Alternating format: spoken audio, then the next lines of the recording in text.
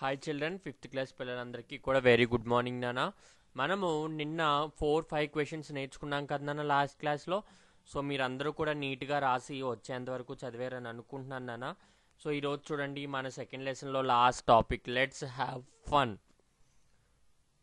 Happiness cannot be attained through money.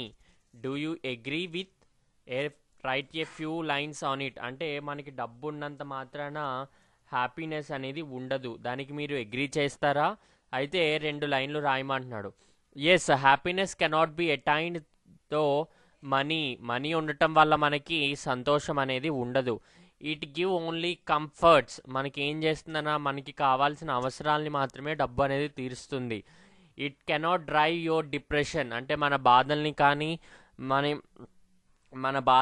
మన కష్టాలని కూడా ఈ డబ్బు అనేది తీర్చలేదన్నమాట. డబ్బు అంటే ఏంటి అంటే మన యొక్క కంఫర్ట్స్ని మాత్రమే తీర్చుతుంది తప్ప దేని గురించే మనం ఆలోచనలో పెట్టుకుని బాధపడినా అది డబ్బు వచ్చి తీర్చదు కదా.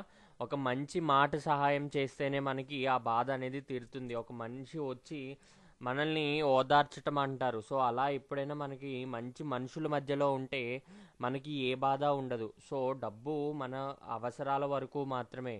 మన బాధల్ని తీర్చాలి అంటే మనకి ఎవరు కావాలన్నా ఒక మంచి మనిషి అనేవాళ్ళు తోడు కావాలి.